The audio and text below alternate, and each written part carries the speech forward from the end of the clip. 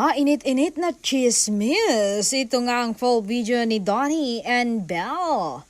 Behind the scenes, Donnie hosting a black screening of Meet Great in Bye for Belle. Pero bago raw ito ay umattend pa siya sa tally event ng kanyang nobya.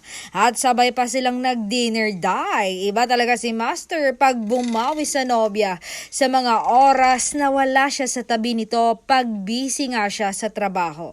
Ito ang tunay na lalaki.